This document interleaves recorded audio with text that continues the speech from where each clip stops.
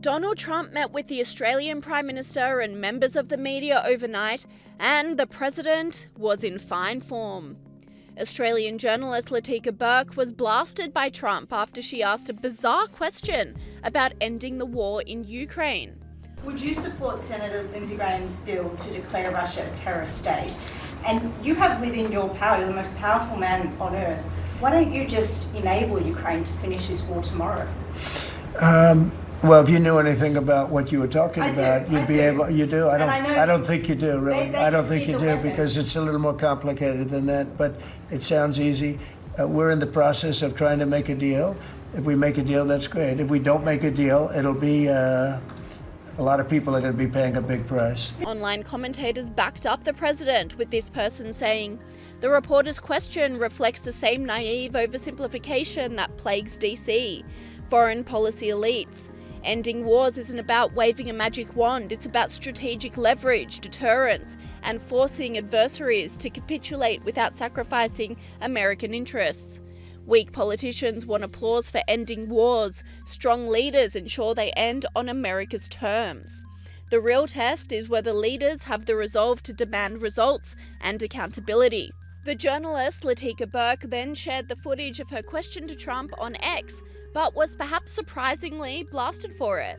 This person said, "You flew all the way across in order to ask him that, and that you were told to be quiet after? Ouch."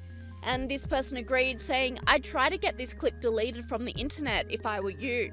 What a foolish statement."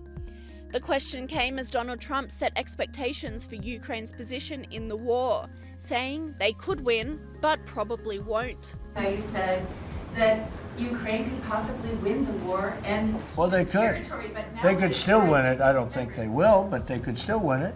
I never said they would win it. I said they could win. Anything can happen. You know, war is a very strange thing. Interestingly, Trump has tapered his confidence in Ukraine since his recent 2-hour-long phone conversation with Putin, where the two leaders agreed to meet in Budapest in an attempt to agree to a ceasefire. The Trump administration is keen to end this war that has been going on for far too long, according to Press Secretary Caroline Leavitt.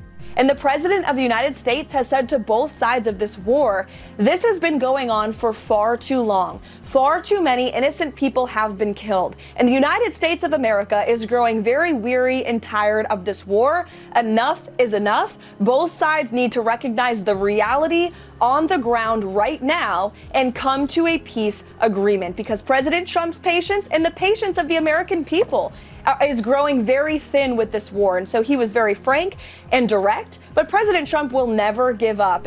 But the leadership in the UK isn't following Trump's lead.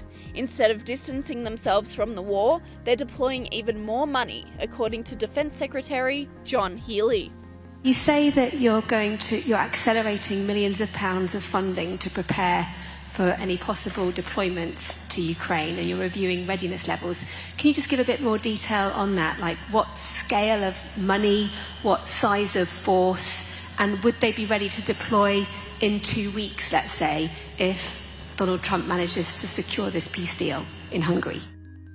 Peace is possible, and if President Trump can broker a peace, then we will be ready to help secure that peace for the long term. That requires us to invest and prepare our forces to be ready to deploy. Keir Starmer has said, if necessary, he's willing to see UK boots on the ground in Ukraine. And I've accelerated already millions of pounds in that preparation for any possible deployment.